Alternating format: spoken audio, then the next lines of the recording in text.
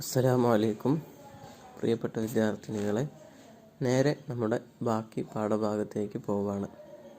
ശ്രദ്ധിച്ചോളൂ കേട്ടോ. ഐ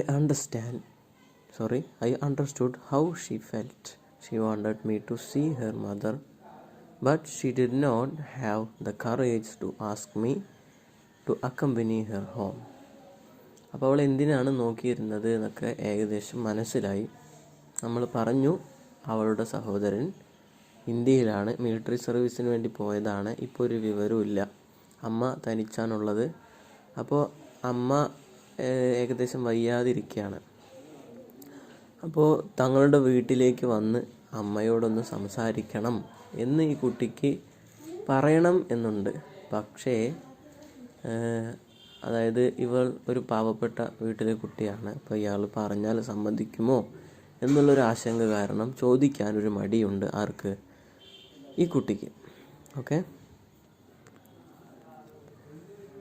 അങ്ങനെ a keen desire to meet this poor anxious mother took hold of me. I had not had the opportunity to visit an impoverished English home.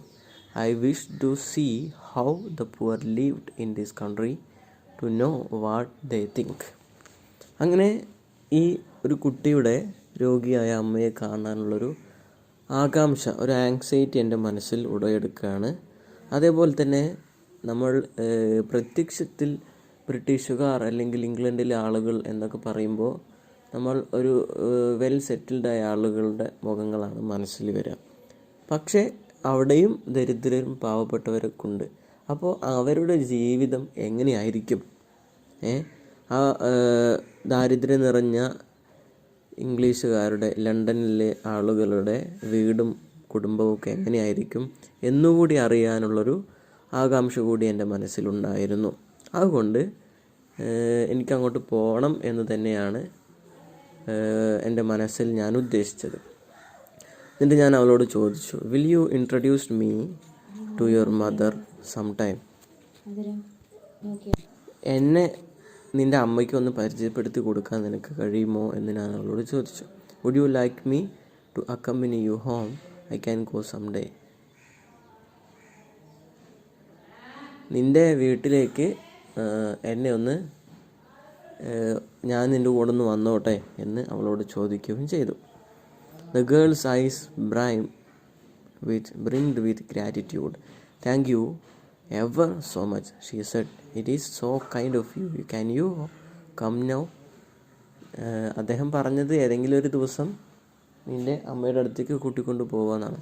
അപ്പോൾ ഈ കുട്ടിക്ക്, ആ കുട്ടി നമ്മൾ പറയില്ലേ, രോഗി ഇച്ഛിച്ചതും അതേപോലെ തന്നെ വൈദ്യർ കൽപ്പിച്ചതും ഒന്ന് എന്നൊക്കെ പറയില്ലേ, അതേപോലെ ഈ കുട്ടിൻ്റെ മനസ്സിൽ എന്തായിരുന്നു? ഈ ഒരു കാര്യം ഇയാളോട് എങ്ങനെയും പറയണം എന്നായിരുന്നു. അയാൾ തന്നെ ഇങ്ങോട്ട് ചോദിച്ചപ്പോൾ സന്തോഷം കൊണ്ട് ഇവളുടെ കണ്ണുകളൊക്കെ വിടരുകയാണ്. അദ്ദേഹത്തോട് നന്ദി പറഞ്ഞതിന് ശേഷം ഇന്ന് തന്നെ നമുക്ക് പോവാമെന്ന് അവൾ പറയണം. അപ്പോൾ അദ്ദേഹം വിത്ത് പ്ലഷർ, തീർച്ചയായിട്ടും എന്നുള്ളൊരു രീതിയിൽ കേട്ടോ. It will not interfere with anything else you have to do. No, not at all. This afternoon is entirely my own. The girl was delighted. We finished our lunch and got up together. ഞാൻ അവളോട് ചോദിച്ചു, ഇന്ന് വേറെ എന്തെങ്കിലും work ചെയ്യാനുണ്ടോ അല്ലെങ്കിൽ തിരക്കുണ്ടോ എന്നൊക്കെ ഞാൻ അന്വേഷിച്ചപ്പോൾ അവൾ പറഞ്ഞത്, ഇല്ല, ഇനി ഈ ആഫ്റ്റർനൂൺ, അതായത് ഈ സമയം എനിക്ക് സ്വന്തമാണ്, അതായത് ഞാൻ ഫ്രീ ആണ് എന്നുള്ള രീതിയിൽ വളരെ സന്തോഷത്തോടു കൂടെ ഭക്ഷണമൊക്കെ കഴിഞ്ഞ് അവൾ എന്നെയും കൂട്ടി അവളുടെ വീട്ടിലേക്ക് പോവുകയാണ്. ഞങ്ങൾ യാത്ര തുടങ്ങുകയാണ്. As we walked I asked her, may I know your name? അങ്ങനെ നടക്കുന്നതിനിടയിൽ ഞാൻ അവളോട് പേര് ചോദിച്ചു. My name is Alice Margaret Clifford. കേട്ടല്ലോ, Alice Margaret Clifford. Would you mind walking? She asked. അവൾ എന്നോട് ചോദിക്കുകയാണ്, നിങ്ങൾക്ക് നടക്കണതുകൊണ്ട് വല്ല ബുദ്ധിമുട്ടുണ്ടോ?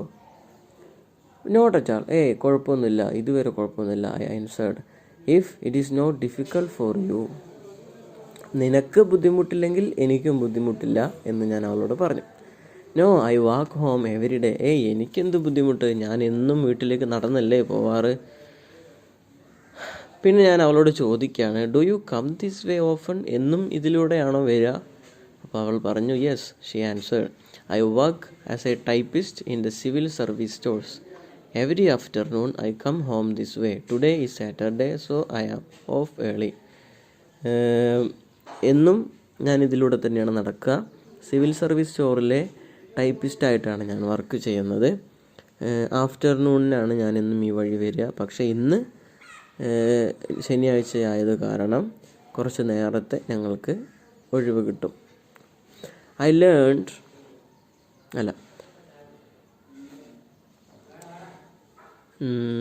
Shawl I call you miss Clifford or Alice? ഞാൻ നിന്നെ മിസ് ക്ലിഫോർഡ് എന്നോ അല്ലെങ്കിൽ ആലീസ് എന്നോ വിളിച്ചോട്ടെ? അപ്പോൾ അവൾ പറയാണ്, I am not grown up yet. ഞാൻ ഇതുവരെ ഒരു മുതിർന്ന സ്ത്രീ ആയിട്ടില്ലല്ലോ. You may call me what you like. നിങ്ങൾക്ക് എന്ത് ഇഷ്ടമാണോ അത് എന്നെ വിളിച്ചോളൂ എന്നവൾ പറഞ്ഞു. I am usually called Maggie. She laughed. എന്നെ എല്ലാവരും മാഗി എന്നാണ് വിളിക്കാറ്. Are you anxious to grow up? അപ്പം ഞാൻ ചോദിച്ചു അവളോട്, നിനക്ക് പെട്ടെന്ന് തന്നെ വളർന്ന് വലിയൊരു വ്യക്തി ആവണം, ഒരു മുതിർന്ന സ്ത്രീ ആവണമെന്ന് ആഗ്രഹമുണ്ടോ? അവൾ അതെ എന്ന് പറയുന്നു. എന്തുകൊണ്ടാണെന്ന്, ടെൽ മീ വൈ, എന്തുകൊണ്ടാണെന്ന് ഞാൻ അവളോട് ചോദിച്ചു. അപ്പോൾ അവൾ പറയാണ്, when I grow up I shall be paid more for my work. My mother is old. ഞാൻ വലുതായി കഴിഞ്ഞാൽ എൻ്റെ ജോലിക്ക് കൂടുതൽ ശമ്പളം കിട്ടും. അങ്ങനെ കൂടുതൽ ശമ്പളം കിട്ടുകയാണെങ്കിൽ എൻ്റെ വയസ്സായ അമ്മയെ നോക്കാൻ എനിക്ക് നന്നായിട്ട് സാധിക്കും.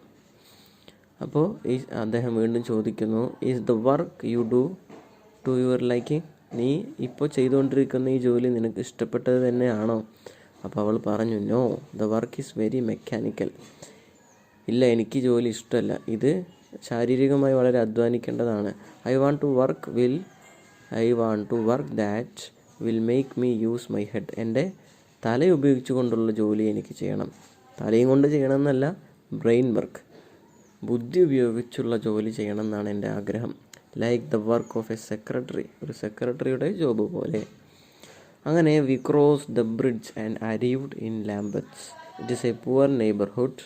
If I ever become a secretary, Maggie said, I shall take mother away from here. അങ്ങനെ ഞങ്ങൾ ഒരു പാലമൊക്കെ കഴിഞ്ഞ് ലാംബത്ത്സ് എന്ന സ്ഥലത്തെത്താണ്. അതൊരു പാവപ്പെട്ട ദരിദ്രരായ ആളുകൾ താമസിക്കുന്ന ഒരു ഗ്രാമം, ചെറിയൊരു കുഗ്രാമമാണ്. അവിടെ ഞങ്ങളെത്തി. അങ്ങനെ സംസാരിക്കുന്നതിനിടയിൽ മാഗി എന്നോട് പറയാണ്, ഞാൻ വലുതായി എനിക്കൊരു സെക്രട്ടറിയുടെ ജോലിയൊക്കെ കിട്ടുകയാണെങ്കിൽ എൻ്റെ അമ്മയെ ഞാൻ ഇവിടെ നിന്നും കൊണ്ടുപോകും, നല്ലൊരു സ്ഥലത്തേക്ക് കൊണ്ടുപോകും. അപ്പോൾ ഞാൻ ചോദിച്ചു, did your father call you Maggie or maxi?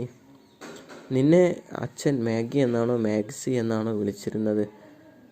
അവൾ പറഞ്ഞു, when he was very affectionate he called me maxi.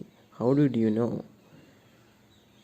അദ്ദേഹം എന്നെ സ്നേഹത്തോടു കൂടി അല്ലെങ്കിൽ വളരെ അടുപ്പമുള്ള സമയത്ത് സ്നേഹമുള്ള സമയത്താണ് വിളിക്കുന്നതെങ്കിൽ മാക്സി എന്നാണ് വിളിക്കുക. എങ്ങനെയാണ് നിങ്ങൾക്കത് മനസ്സിലായത് എന്ന് എന്നോട് ചോദിച്ചു. Yes I answered mysteriously. ഓ ഞാനൊരു മിസ്റ്റീരിയസ് എന്ന് പറയാറില്ല, നിഗൂഢമായൊരു ചിരിയോടുകൂടെ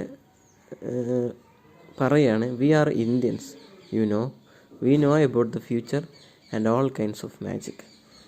ഇതൊക്കെ ഞങ്ങൾ ഇന്ത്യക്കാരല്ലേ, ഇന്ത്യക്കാർക്ക് അതൊക്കെ ചിന്തിക്കാനുള്ളതല്ലേ ഉള്ളൂ, ഞങ്ങൾക്ക് ഭാവിയെക്കുറിച്ച് അറിയാനുള്ള കഴിവുണ്ട് എന്നൊക്കെ അദ്ദേഹം അവളോട് പറയാണ്.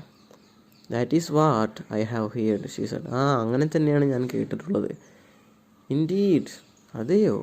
I was surprised. What have you heard? അങ്ങനെയാണോ? അപ്പോൾ നീ എന്തൊക്കെയാണ് ഇന്ത്യക്കാരെ കുറിച്ച് കേട്ടിരിക്കുന്നത്?